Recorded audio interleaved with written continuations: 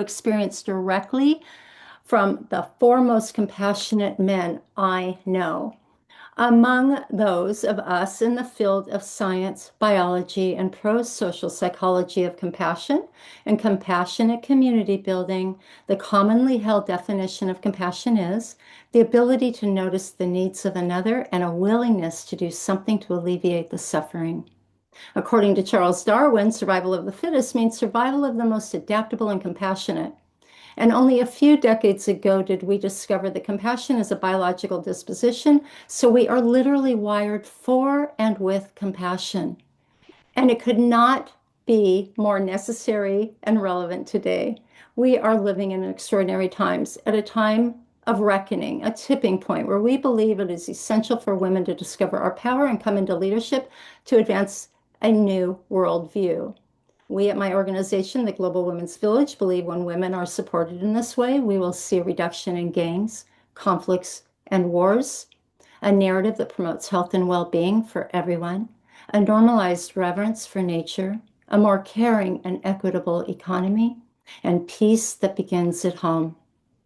For those of us in the field of women's empowerment, we know it is futile to think that we could do this ourselves without the equitable contribution of our partners in humanity, men. I will introduce our most compassionate panelists in just a moment. But first, I'm Sande Hart. I'm the president of the Global Women's Village going into our 24th year. We fundamentally believe that the power of women is the answer to healing our world's complex and age-old problems. With compassionate men as our allies, we know we have our work to do to that will benefit the whole. We coined the expression women who future a new paradigm to advance new solutions to old problems that silence women, keep us small, and bury our art and our wisdom. This requires women to remember our power, roles, and responsibilities to birth, heal, nurture, sustain, and restore a world that works for everyone. To achieve it is paramount that we have the support and contribution and partnership and healing, I should say, of men. We know these times require that we ask different questions and question assumptions, which is why we want to hear from everyone. Everyone's perspective matters so that we can collectively change our story in a world that works for everyone. We want your voice to be heard. Please know that these short introductions are insufficient to describe these men. So I encourage you to also visit their sites. And in a minute, I'm going to put all their links in the chat window to connect directly with each of our work and other mentions on this call. So now it is my esteemed and distinct privilege to introduce you to these gentlemen. We'll start with Imam Jamal Rahman. Is a co-founder of Interfaith Community Sanctuary and adjunct faculty at Seattle University, along with his Interfaith Amigos, a rabbi and a Christian pastor. He travels the country sharing a message of inclusivity. Imam Jamal is the author and co-author of several books on Islam, Sufi, spirituality, and interfaith relations. He's originally from Bangladesh and has an abiding faith in the power of heart-to-heart connections to encompass differences and dissolve prejudices. Imam Jamal offers a variety of classes and workshops, including the popular Blush of the Beloved, a course in spiritual deepening and discernment, drawing upon the practices, insights, and wisdom with Sufism, Hinduism, Buddhism, and Taoism. Welcome, Imam Jamal. Thank you. Gard Jameson received his PhD from Pacifica Graduate Institute in religion in 2005. He is a professor of Asian philosophy at the University of Nevada, Las Vegas. He is the author of 5 books, including his children's book, Love is the Magic Key, about the exploration of a father and a daughter into the meaning of love.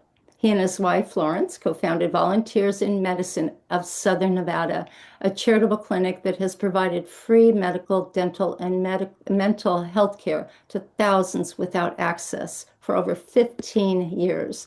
He serves on the board of the Charter for Compassion, with over 400 communities adopting compassion as their premier value, including Compassionate Las Vegas. He has 2 precious daughters, MJ and Julia, and has been married to his best friend, Dr. Florence Jameson, for 43 years. They met when he was 15, and he was 15 and she was 14, but he says that's another story. Clay Boykin is the thought leader, author, and guide in the field of compassionate leadership. He is known for his work with men's circles, his book, Circles of Men, and his podcast, In Search of the New Compassionate Male, where he explores evolving models of masculinity and authentic connection. His newest book, just out, The Mandala Within, A Guide for Intuitive and Logical Minds, reflects his work as a thought coach, helping people navigate transition by uncovering the inner patterns of wisdom that bring clarity, purpose, and direction.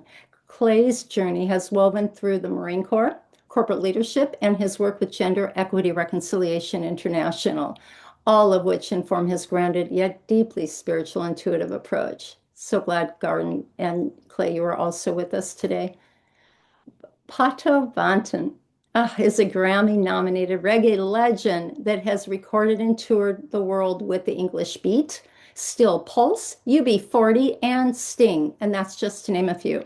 During the year 2000, while in the midst of a global trek with Peter Gabriel's WOMAD organization, Pato learned that two of his sons had been shot in a drive-by shooting.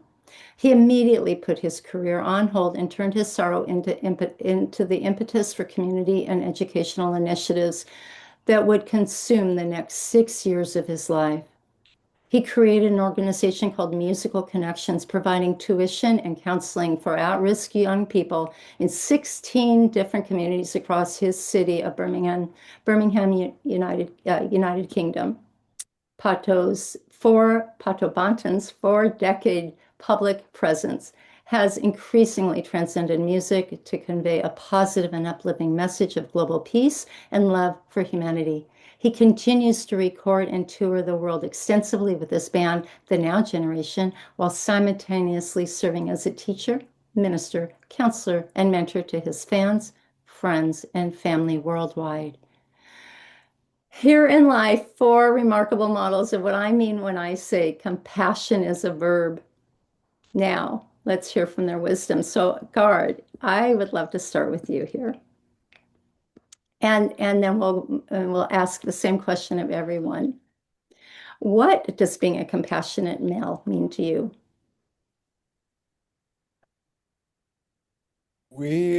Sandy, thank you for the question. Great question. And we are in the midst of a revolution. And the revolution is a revolution of compassion. And the Dalai Lama stated it, without compassion and love, humanity will not survive. They are not luxuries, they are necessities. And so right now, compassion is probably the hottest educational opportunity for anybody watching this video and for the planet as a whole. And there are incredible organizations that are out there fostering and teaching compassion, because compassion is more than a word. Compassion moves from an idea to an embodied reality. And until it's embodied, we really haven't understood it. And as you said so well, it's a willingness to see the suffering around us and a desire to do something about that suffering. But it begins with a warm-heartedness, which I've learned mostly about from my brother Jamal, my brother from Bangladesh, about how do we warm the heart? Because a lot of our hearts are wounded. And it is really important, as Valerie Carr says, not only to see no stranger, but to tend to our own wounds. So self-compassion is the beginning of the journey. And I welcome all of the listeners to this incredible journey. We are on the cusp of transforming this planet's culture. You're on mute, Sandy. Thank you so much. Indeed, the wounded male and the wounded female really deserve an awful lot of attention so we could love it back into wholeness. Imam Jamal, would you answer the same question? What does it mean Yes. to you to be a compassionate man? For me, the model for compassion was my late beloved father, who would say to really understand the power, the majesty, the creativity, the beauty of this divine quality. Let us use the metaphor of water. This is described also by other sages. There is nothing as soft and yielding as water is, yet for overcoming the hardest the most insurmountable. Nothing is as powerful as water, meaning the person who is gentle, compassionate, merciful is filled with authentic strength.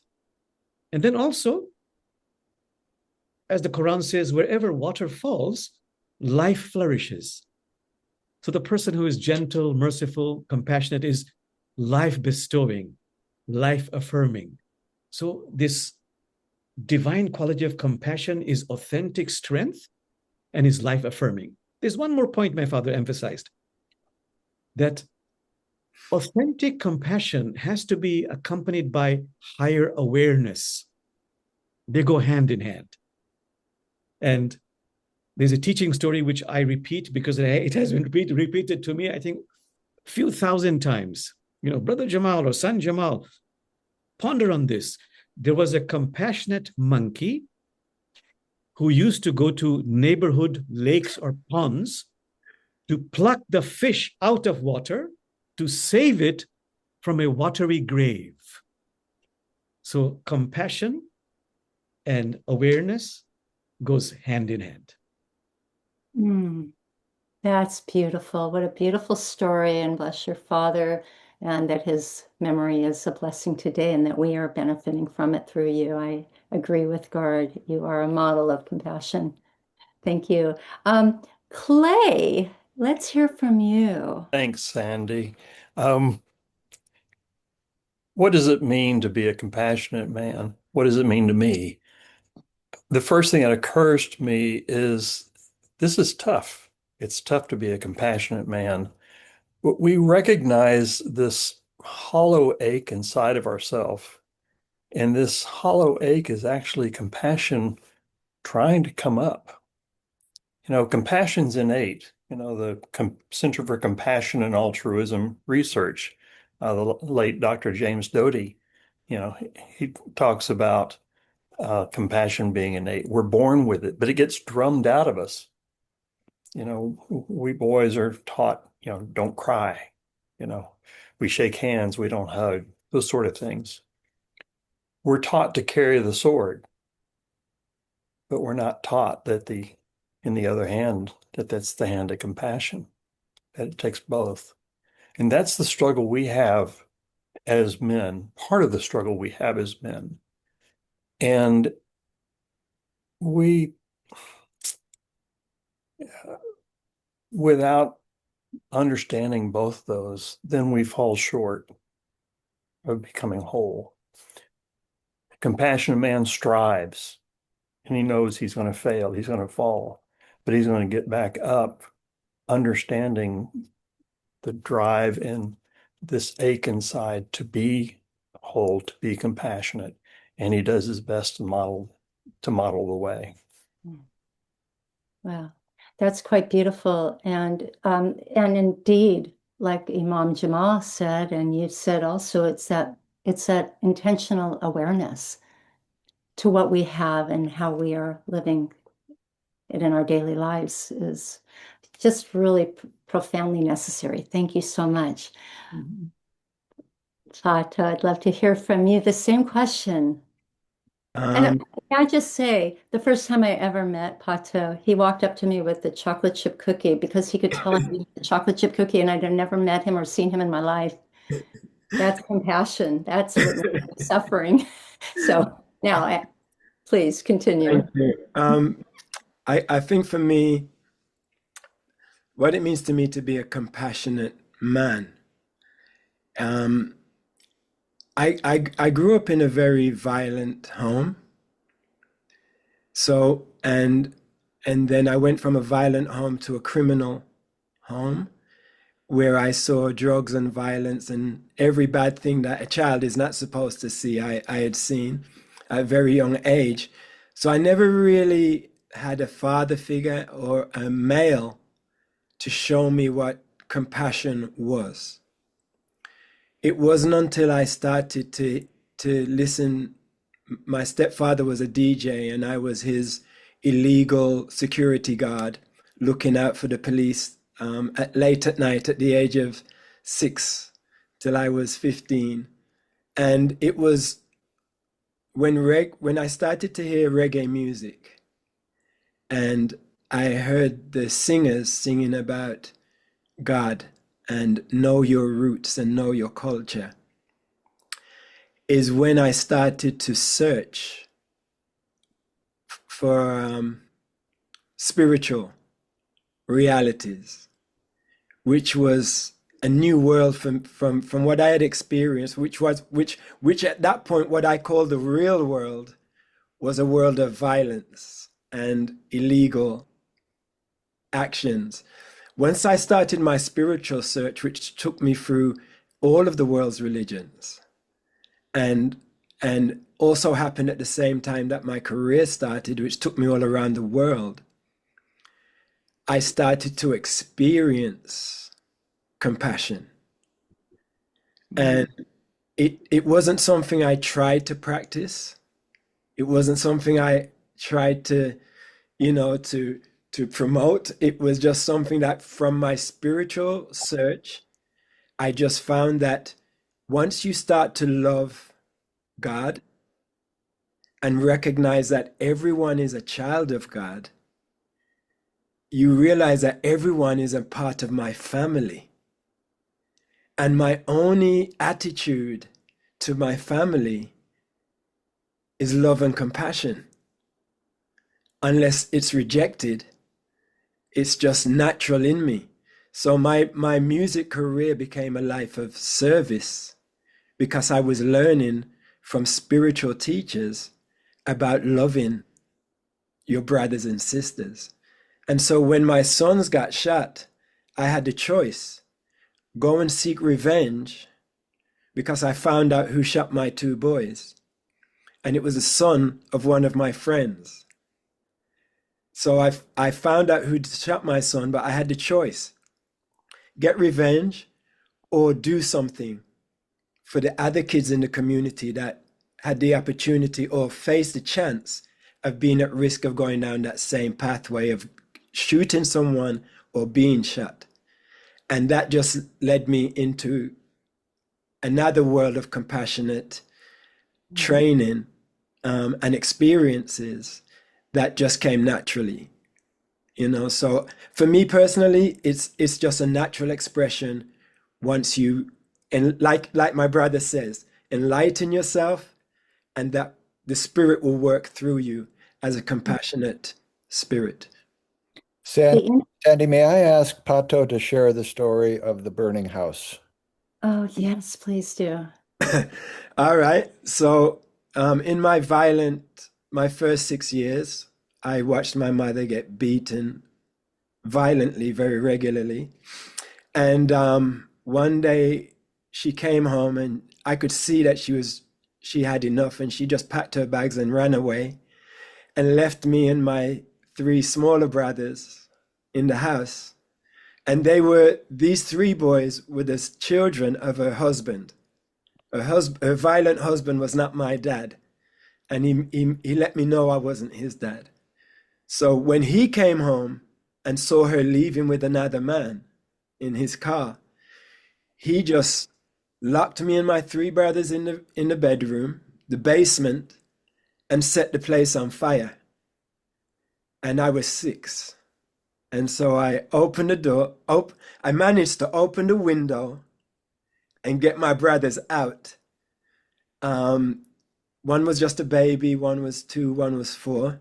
I got them all out and ran and told the neighbors that the house is on fire. But what I've never told God is that 20, 30 years later, I had the opportunity to go to my stepdad's house with my 3 brothers. And he refused to open the door to us for 4 hours, but we wouldn't stop until someone came and let us into the house. Then we went upstairs and found him locked in his bedroom. And he opened the door, and my brothers wanted to beat him. But when I looked at him, all I saw was my first father. And I just ran up to him and hugged him and said, "I love you, Dad." And I didn't expect that, because I had been so hurt for so many years. But the only thing I could do was love him. No? That is warm-heartedness, Pato. Thank you for sharing the story. And I think I saved him from a beating. Because my brothers were like similar to him. You know, they get angry and they want to be violent, but I just couldn't do it. As soon as I saw him and he was kind of cowering in the corner, all I could do was just go and hug him, you know, and then I realized that that came from a compassionate center that I didn't even know I had at that time. Well, Pato, you exemplify that we can change our story Mm-hmm. and we can heal the intergenerational trauma. You had a choice. You were open and witnessed compassion, and you chose love. And the difference it made not only to you and your brothers, but also to your father, who Mm-hmm. now felt it. And no doubt he has been rewired or had been rewired. He was in shock. Well, and that's a good way to shock someone is with the love. Yes, I with love you. love. But that it also requires awareness. And so, but that you speak to the toxic masculinity that is intergenerational, that is can be literally inbred in us until we learn to stop. So, and have the opportunity and the grace of God, and I can say this in this interfaithful circle here, that we are absolutely in control of our choices, and so we can sit all day and talk about how to be compassionate and why it's important to find your way out of toxicity. And you just modeled it. We've seen your true story and we have a model. And now hopefully somebody will hear this, no doubtedly. I know I'm improved. And you've just changed the world. I believe you're changing all of you are changing everyone's world. So thank you. So let's talk about that toxic masculinity that is very much a part of traditional assumptions and expectations of masculinity. And obvious, they're truly as old as time. We can go back to the agrarian age when we saw them beginning. So they've really been, it's very pervasive and it's in our cellular memory. I think we're evolving out of that now, and that explains an awful lot. Um, um, but with the call for more compassionate partnership, what is your advice on how to show up in our communities, in our world, and in our workplace, and model that? Um, Imam Jamal, would you like to begin? You're muted. You are muted here. Thank you. Thank you. So for me, one very important quality is to simply listen, but to really listen. Rumi says, what is listening? Listening is metaphorically putting your head on the person's chest and sinking into what is being said, into the answer. So in our community, we ask the women, please tell us about your wounds, your pains. And we're being sincere about it. And we learn so much just by listening. And Brother Clay, Brother Gard, and Brother Pato, we have attended this program called GERI, Gender Equality Reconciliation, to hear from the women that so many of them have been sexually molested, assaulted, mistreated. We men had no idea of that. So when we listen to that, it makes us more aware to change our thinking, to alter our behavior. So in a small discussion, one man said, I've got to stop looking at these pornographic movies. I've got to treat those women like my sister. I had no idea they were being assaulted, molested sexually. And then to hear that so many of them are afraid to walk in the dark. Mm-hmm.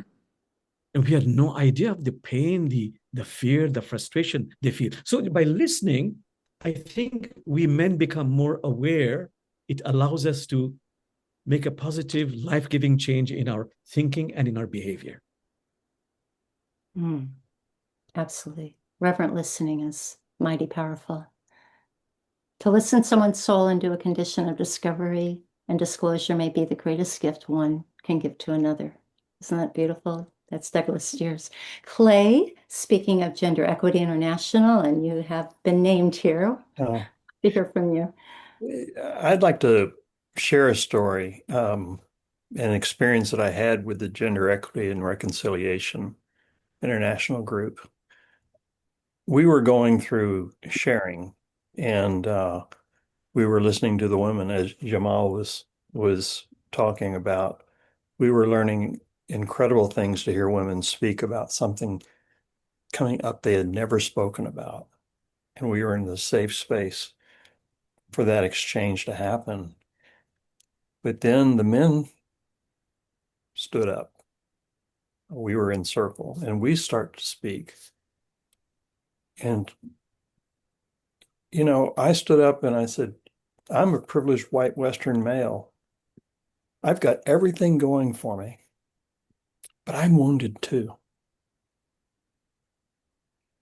Where do I go to heal that wound? It's inside, it's festering. After that, of course, it was cathartic for me to share about my wound. But after that session, a woman came up to me and she was in tears and she said, I never realized it. I just saw all these men are men are men. I never realized that you're wounded too. And that's our lowest common denominator, is our woundedness. And if we can recognize that, not whose wound is bigger or worse, but that we're wounded, that's a place of honoring. That's showing up in the world different. To get to that point, men have got to do work with men to do our healing. And I could go on and on about that, but I'll pause. Thank you so much. The work of Gender Equity International is so good, and you have taught me so much about that process, and I've become a better listener because of you. Thank you, Clay. Gard, love to hear your thoughts. So Lao Tzu, 2,500 years ago, said something incredibly important. And I think he was speaking primarily to men. And he said, can you play the part of the female? And so for me, the journey has been not only an outward listening, having being married for 43 years, listened a lot to my wife, and she's an OBGYN, so lots of stories come through the door of woundedness, but as important, a listening within and a listening for presence within each of us. And I teach philosophy at the University of Nevada, and what I always tell the students at the beginning of class is, you've got to start philosophy understanding your assumptions. And we have made in civilization the last 10,000 years some horrible assumptions, which are that men are men and women are women. We've made the assumption that women are chattel, they're property. We've made so many bad assumptions, which I think we're beginning to clarify and rectify. But the appreciation of the fallacy of those assumptions really comes from a deep listening within. And so for me, it's been as much a contemplative inner journey as it has been a listening outwardly. And in that inner listening, I recognize what Carl Jung and so many others talked about so many years ago, which is that I'm androgynous, and that every person, every male on this screen is androgynous. And you, Sandy, are androgynous. And really what the Experience directly from the foremost compassionate men I know. Among those of us in the field of science, biology, and pro-social psychology of compassion and compassionate community building, the commonly held definition of compassion is the ability to notice the needs of another and a willingness to do something to alleviate the suffering. According to Charles Darwin, survival of the fittest means survival of the most adaptable and compassionate. And only a few decades ago did we discover that compassion is a biological disposition, so we are literally wired for and with compassion. And it could not be more necessary and relevant today. We are living in extraordinary times, at a time of reckoning, a tipping point where we believe it is essential for women to discover our power and come into leadership to advance a new worldview. For the next millennia is for us to begin to integrate into a quality of wholeness. And I will shout out the beautiful new book by Clay Boykin, The Mandala Within, which I've started reading and really enjoying. And when we recognize that mandala within ourselves and we listen, then we begin to do the repair, the tikkun olam, the repair of the disjointedness that males experience, as Clay shared, and that females experience. And we begin to bring those two halves together in a way. And that's been for 72 turns around the sun. That's been my journey. That's wonderful. That's beautiful. Thank you, Gard. That's so beautifully put. And Pato. Yes. The question is, how do you, what is the question? I'm so deeply entrenched in that. It's a beautiful conversation. How do we reconcile those traditional assumptions and expectations of masculinity that go back as old as time? And toxic male masculinity. It's a very tough one, because we experience in our families a lot of times, in dysfunctional families, fathers who are very, male minded, macho. They try to teach the kids. One of my first moral decisions I ever had to make was when my stepdad put me and my smaller brother on the bed and took out a shiny coin and says, whoever punches the other one in the face first can get the coin. And I was just looking at the coin, trying to figure out, he's asking me to punch my smaller brother in the face. And before I could even finish my thought, I got a punch in the face. Because my younger brother was only about 4. So I just couldn't do it, And I remember I went and lived with my grandparents for 2 years, which was a horrible, horrible experience. But one of the closest experiences I ever had with my grandfather for the 2 years I lived with him was when he was drunk and he came down to me and said, punch me right here. That was the only intimate moment I had with my grandfather. And I looked at my fragile hand at the age of 7 and looked at his hard chin. And I was like, there's no way I'm going to punch you, But he was trying to get me to be this tough, macho boy. And then everything in the media, boys have got guns and cars and Tarzan swinging through the jungle, and every male-dominated movie is about guns and violence. And in school, I remember one of my very few times I ever went to school, they did this history lesson on the great men of history. And every one of them was a general who had killed so many people. And I was like, what is great about these men? So for me, I think the key is learning from my mother and aspiring to be like my mother gave me the feminine attributes of nurturing my brother, because I ended up having 5 brothers and 2 sisters when I was reunited with my mother. And she was gone a lot of the time, so I ended up being the head of the family and having to care for my brothers and sisters. So I had to play mommy and daddy. And then getting married and realizing that my wife is masculine half the time and feminine half the time. And I'm the one that actually does the dishwashing and cleaning the house most of the time. So I'm playing my feminine role there too. Or maybe it's the role that we've switched, you know, because we interchange roles. But I grew up being taught that women do the housework and the cooking and the this and the that. But I've since learned that actually different roles are shared by the partners based on what they love to do and what they aspire to do and what they don't like doing.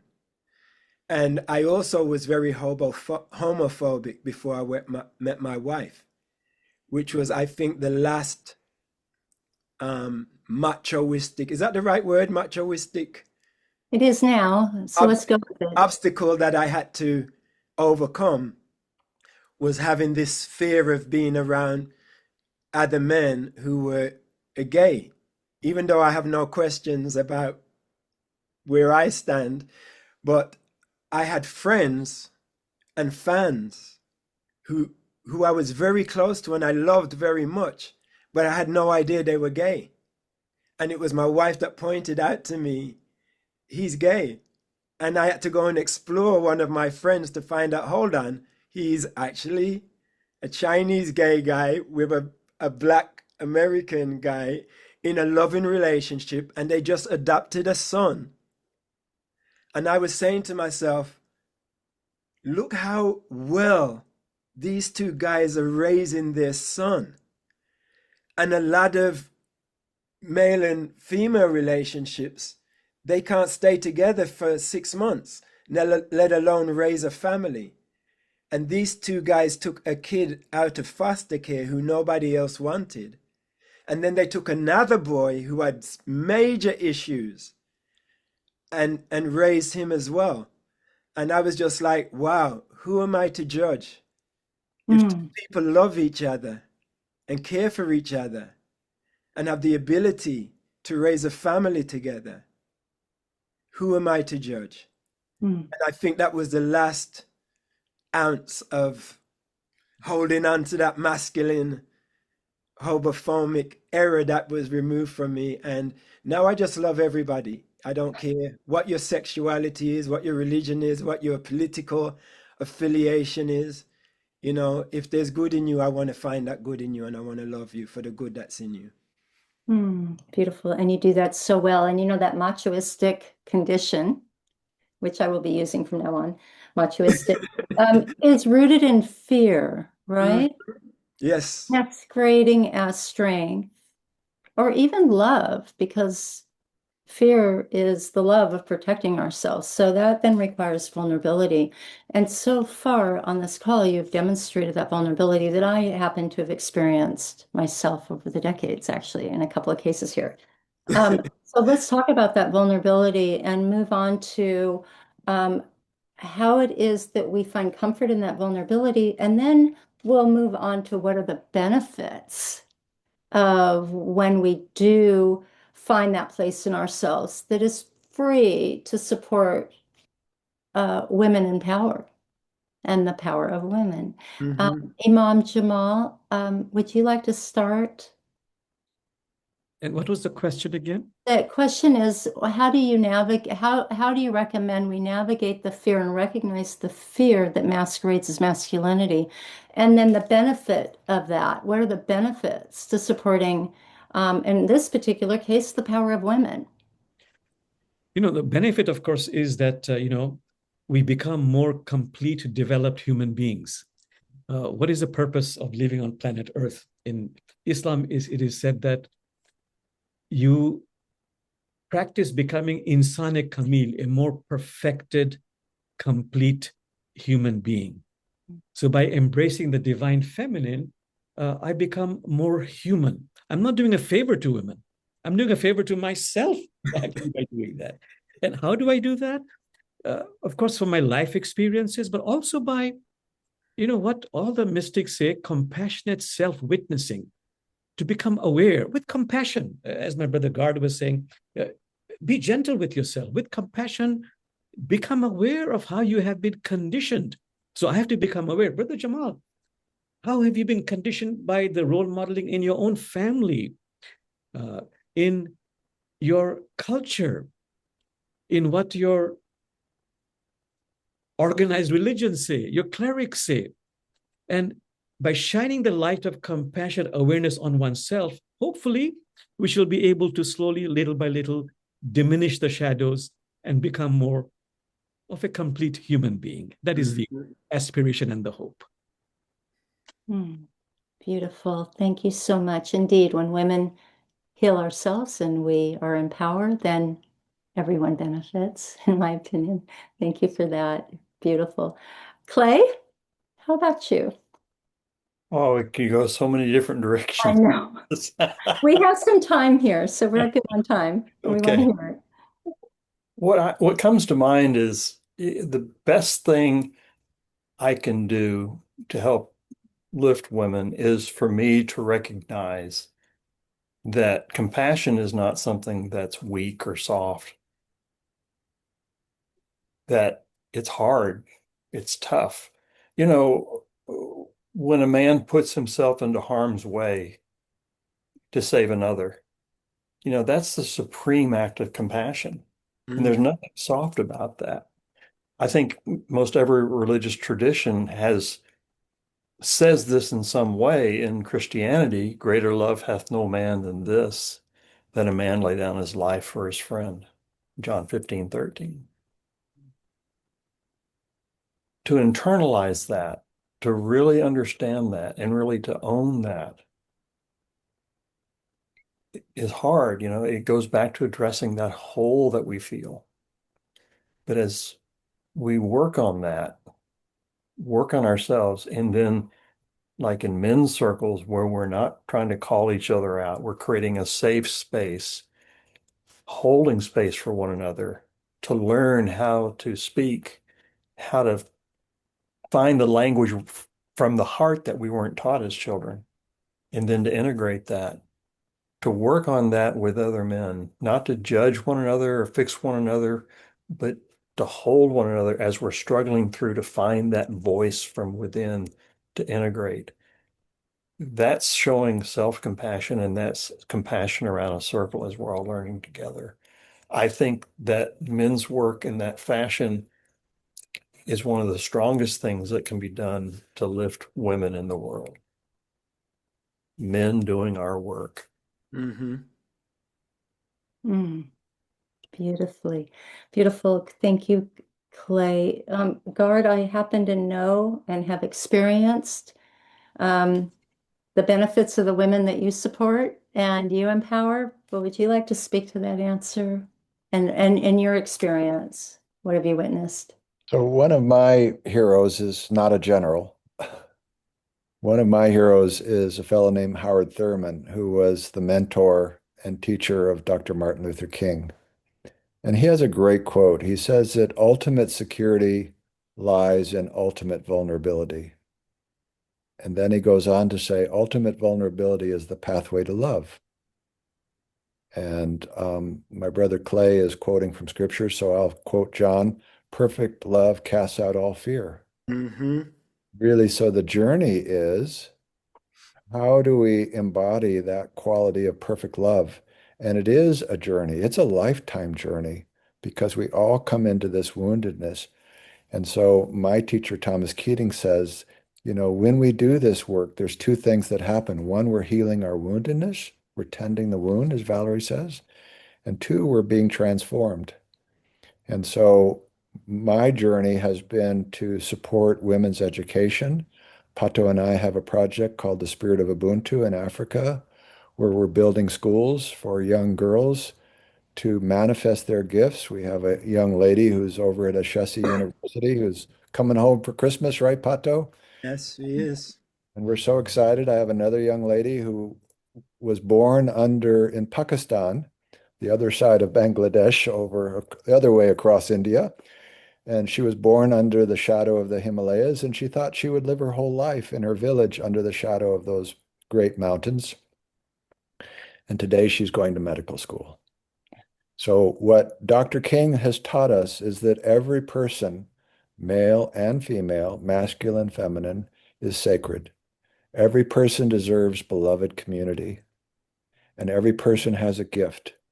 So when that little girl under the shadow of those mountains is not given the gift of education, the world is poorer because of that.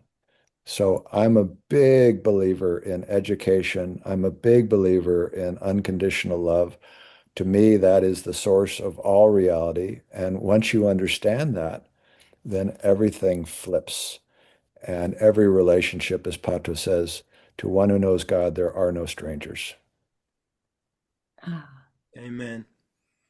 amen.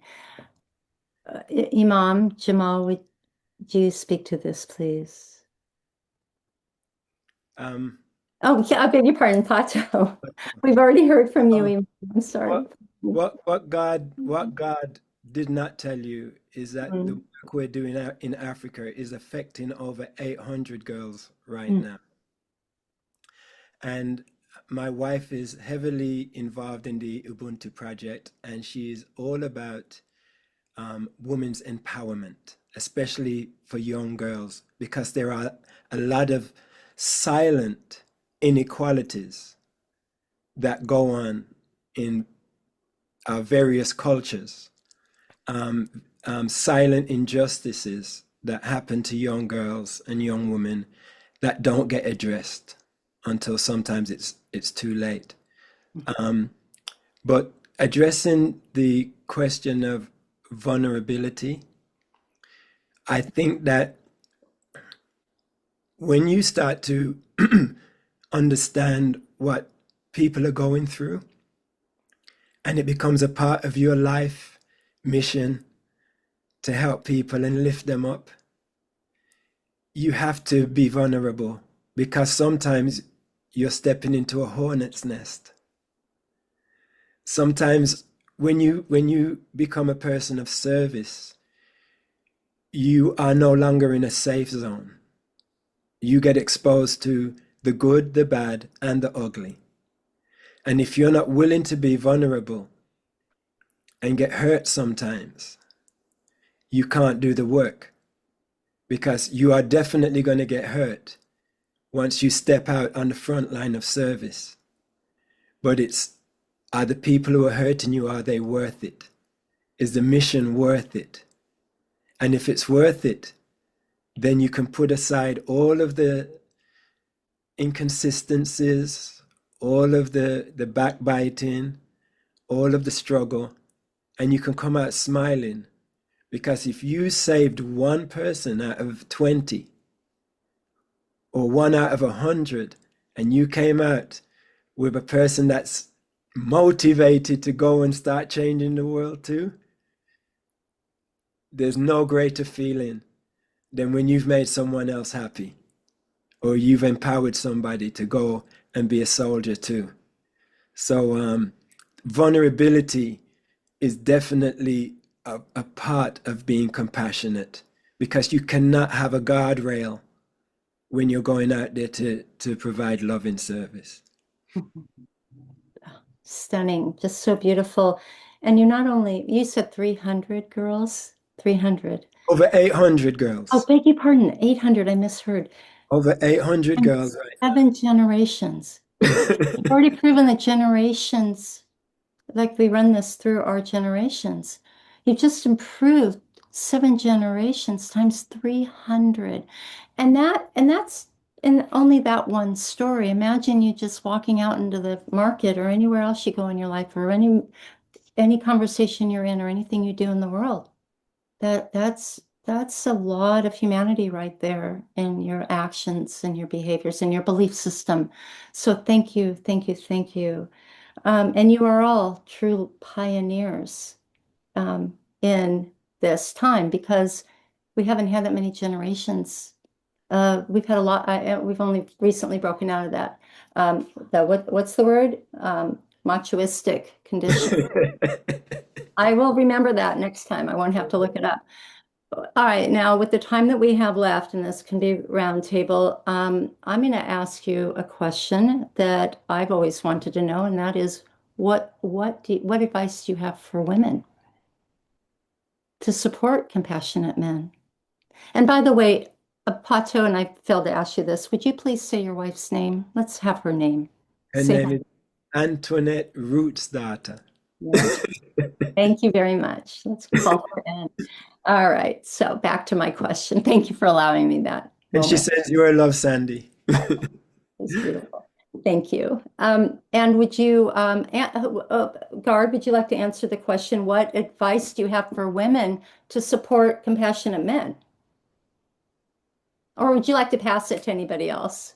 I always like to go after Jamal. Ah, let's hear it. You're on mute, Jamal. Jamal, you're on. In our community, we tell our wonderful women congregants that you really will support us if you begin to also interpret the holy books. All the holy books have been interpreted by what women call the bearded assembly, all men. And we are missing the female interpretation of sacred verses. So, for example, the Quran, almost 100% interpretation is by men. Only recently have women begun to offer their interpretations of the Quran, of those verses. You see, holy books don't come with footnotes. It depends on the consciousness of the person, and also the perspective you come from. And almost 100% or the bulk of the perspective is, as the women say jokingly, the bearded assembly. So when women begin to interpret that, we have a much deeper, fuller understanding about our holy book. And that is a great service, not only to men, but to humanity. Well, Jamal, I knew you should go first, and given yours and Clay's beards, Pat and I are quite jealous. And I would just add that it was Khadijah, who was the Prophet, peace be upon him's wife, who was really the founder of Islam, Right. because without her strength and without her encouragement and her inspiration, the Prophet may not have done the things he did. Absolutely. So, two things. One is stand by your man. The other is recognize that you have a prophetic voice. So my friend Wayne Teasdale, in his Elements of Interspirituality, says number 9 is recognize that you have a prophetic voice and speak that voice. So, the 5th chakra is the throat chakra. And so I encourage women to get out there and speak. Speak your truth. Speak your truth to power. We're seeing it right now in Washington, D.C., here in America. And I am so proud of those survivors and what they have done in speaking truth to power. And I'm so proud of the women who are in Congress, both sides of the aisle, who have stood up and said, women count.